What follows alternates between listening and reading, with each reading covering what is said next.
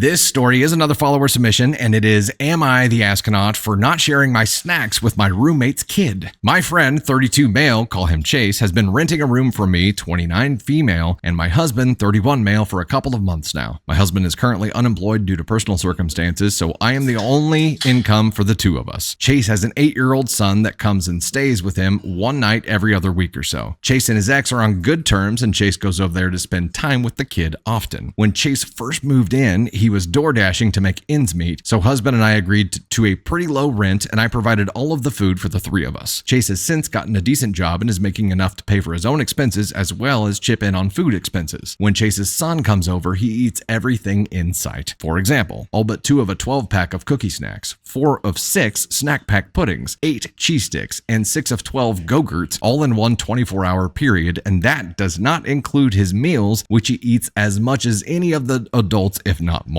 These snacks are all things that husband or I bought with the intention that it would last a couple of weeks in our house of 3 adults. The first visit, I ignored it because we're all still getting used to each other. The second visit, I brought up the amount of sugar the child was intaking and was ignored. The third visit, I asked Chase to be more aware of what his son eats and was again ignored. Before the fourth visit, I sat down with Chase and told him that it really bothered me and was hurting me financially because husband and I are just surviving on my income and the rent Chase pays is minimal. So we don't have the money for a child that we are not responsible for to be eating a week or more worth of snacks in one day. So today is the fourth visit and Chase took me seriously this time and bought snacks for the child before he was brought to the house and brought food from his ex for the child's dinner. About 20 minutes before Chase started making dinner, the child asked for some of the brownies I bought that were on the counter. Chase told him to eat the snacks that were bought earlier in the day for him, and the child started crying that he was hungry and didn't want the other snacks, but wanted the brownies and came to me to beg for brownies, so I said no. So am I the astronaut for not sharing my snacks with my roommate's kid? That one's a little bit complicated, right? I'm sure this is less of a matter of hunger. I don't think this is a matter of hunger. I think with kids, I'm sure it's always been like this, but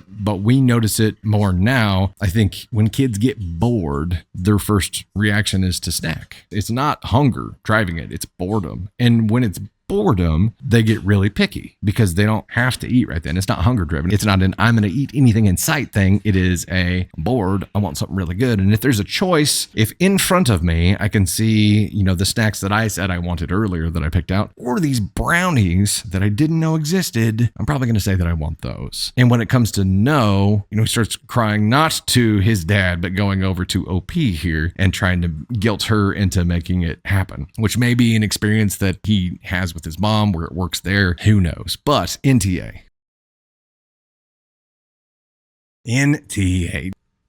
It's a normal thing. You snack when you're bored. And I think it's just one of those things that you have to monitor and keep an eye on as a parent and be like, hey, number one, I think I'm going to try to help my child become aware that they're snacking or eating because they're bored, not because they're actually hungry. And if they are actually hungry, they're going to eat what you give them. And you have an opportunity to make things more nutritious when you do that. Also, not OP, but the dad here has an obligation to make sure that there are healthier snacks around. If he is going to boredom eat, identify the boredom, say, let's make you not bored. Let's do something. Or if he is going to snack, make sure it's a healthier alternative here. OP, you're not the asshole at all. I mean, ultimately, it is the dad's job to say no, and he did, and you reinforce that. And that is what a parent would want you to do, like to back them up. If they had caved and you had negated what he said, there's a whole new problem, and then it becomes an authority issue because you've negated his authority. And you didn't, you backed him up. So I think you did the right thing here. Dad should keep healthy snacks in the home. If he has the means to do that now and provide for his kid, it's his responsibility to keep the healthy snacks for the kid in the home. Anything else that's there, they're just going to have to understand that it's not for him. Now, OP, what you can do to make this easier is not put them out right in front of him, right? Like if you know he's coming over, put it away, at least in the beginning, while he's being trained to make healthier choices or trained that this stuff is off limits. It's a lot easier if it's not right in front of them. Learning no is a big part of what needs to happen here. And I don't know how freshly separated dad and mom here are in this situation, but sometimes it's a tough tough thing for a single parent to learn and enforce, right? And sometimes parental guilt comes into that too. If they feel guilty because they don't get to see them as much or because they're separated or whatever it is, then they may be more likely to let them do crap they wouldn't otherwise do. As he's being trained to make those right decisions, or if they're trying to address the boredom first, I do think hiding the snacks in the beginning of that will help ease into that process and help it get started. Then reintroduce them as you try to reinforce the decision making, right? It's like, okay, we've learned when you go look for snacks, you're going to ask yourself if you're bored, and that's what the issue is, and then choose something different. If it is that you actually want to eat something, you're going to choose the healthier snack. And once that pattern is developed, then you can introduce more temptations because it's like a test and you're reinforcing that and you're strengthening that skill. It's not going to fix the core problem, but it is going to make it easier to get started in the right direction here. You have to look at this process of baby steps, because like the whole blitzing, this shock to the system thing, like you're going to learn the hard way and you're going to learn fast. You can go that route. It's just going to be more painful for everyone involved. If you tiptoe this direction and you focus on small wins, small progress, I think it's going to be easier. I'm not an expert in this. I just have the feeling that it would be easier to win those small battles. Part of the problem here is that he's doing this when he comes to see his dad. This is where his dad is living right now. So the kid doesn't know. He knows it's food. He doesn't know who bought what, who provided what. That's part of the thing where I think it's easier to keep it away, not in front of them in the beginning.